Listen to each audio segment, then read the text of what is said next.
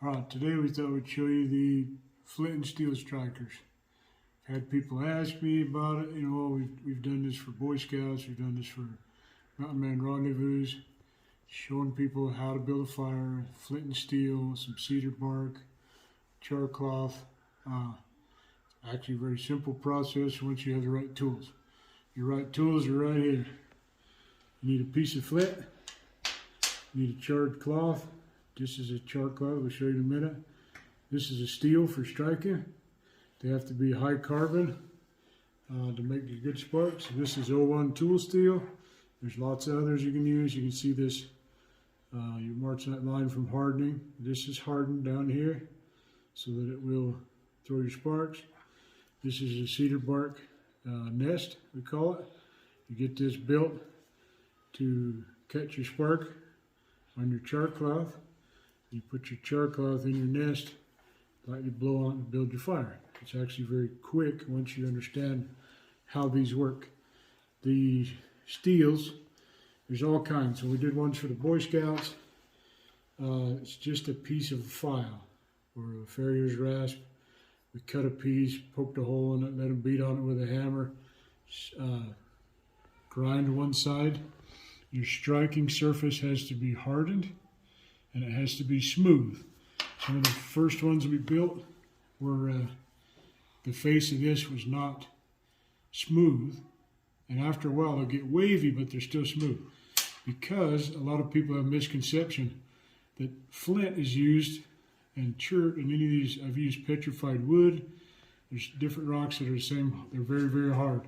They actually shave a piece of this off. That's what the spark is. The spark's not the rock.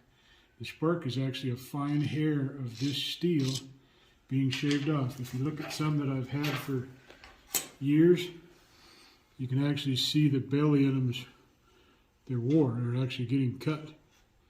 So as they strike down on that sharp edge, those fine sparks are from pieces of this being shaved off. That's what we catch onto the char cloth. The shapes and things like that, there's tons of different kinds. This one that you just saw me strike with is a fish that I made out of a piece of coil spring. Again, it's high carbon steel. This one's out of a farrier's rasp. You can still see the lines in it from the rasp, but this is your striking face. It's hardened, it's smooth. This one is a rattlesnake. He's out of a coil spring. You can see his tail and the head, but his belly, this surface has been smoothed and hardened, and he'll strike down the flint to throw the sparks. They don't have to be fancy. Some of the older ones have curled edges. They can be pretty as you want, but they are a basic tool. Okay, so real quickly, we'll explain to you the charred cloth. Char cloth, it's just that it's charred. These are 1-inch squares. A pair of old overalls or jeans, cut them into 1-inch squares. This is an old paint can.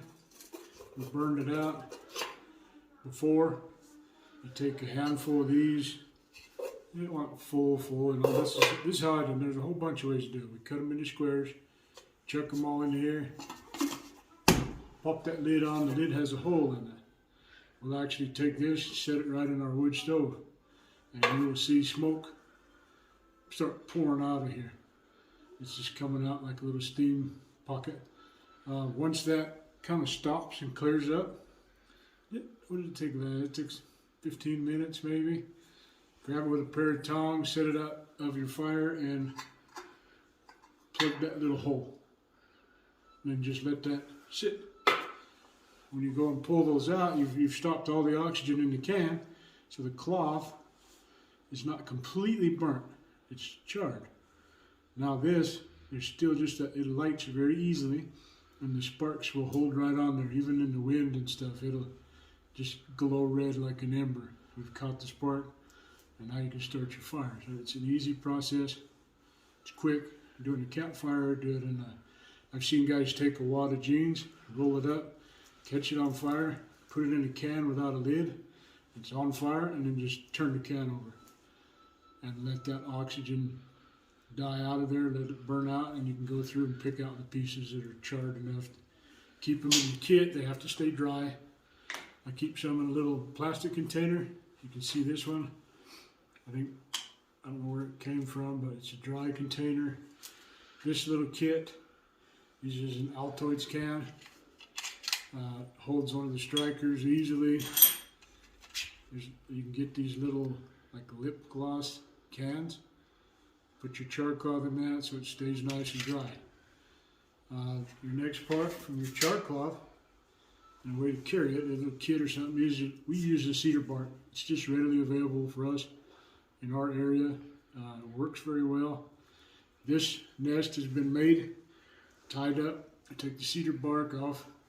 You can kind of twist it back and forth, really get it fine. You want the fine little hairs in here. I'll have Mary zoom in on that, but you'll see that this stuff in here is really fine. The cedar bark is actually wrapped up around it so you can hold it. But it's just cedar bark. Wrap it up, build this little bird's nest. Looks, that's all it is. And that's where you're going to tuck your char cloth once it's lit.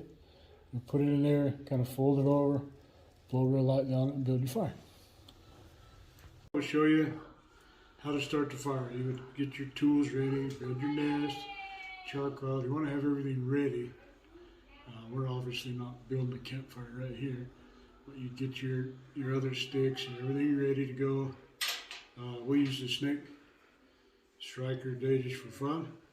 I always tell the scouts and just guys that haven't, you got to keep your fingers out of the way.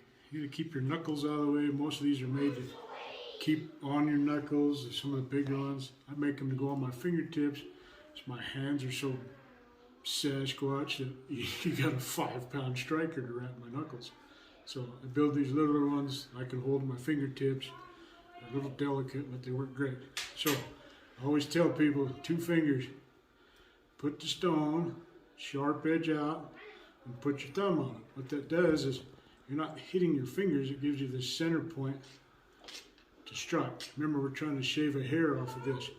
So take your 2 fingers out, give yourself a gap in here to get, I'm looking for a sharp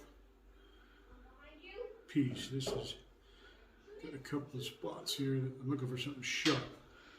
So get your fingers on the edges of where it's sharp, and you're going to come down kind of a popping motion, but you're just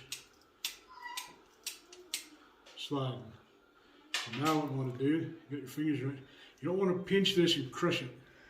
It has little pockets in it, so we want to catch the sparks. So we're going to carefully set it there where it's in line.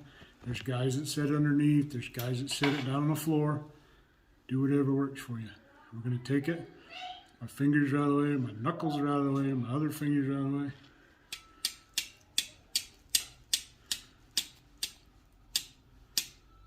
Char cloth a little closer.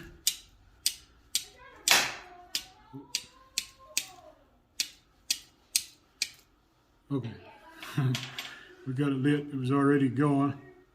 Down here I thought my thumb was getting warm. So can you see it? If you blow on it, it doesn't take much. So now what we're going to do is tuck it in here, cover it a little, pinch it.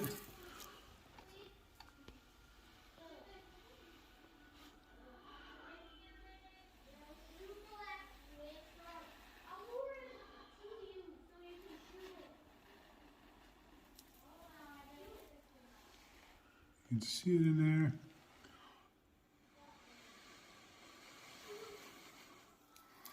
Once you get it, when you get the smoke, you got it going, you can pinch it, hold it up, because if you hold it under your face, 1, you'll burn your beard off. 2, you'll be breathing in this junk.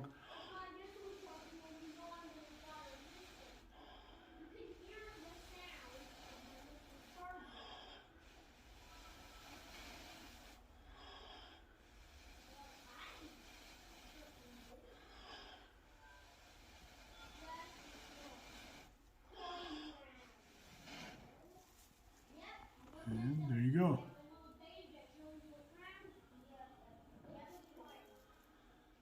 Builds the fire easy. Now you can take this,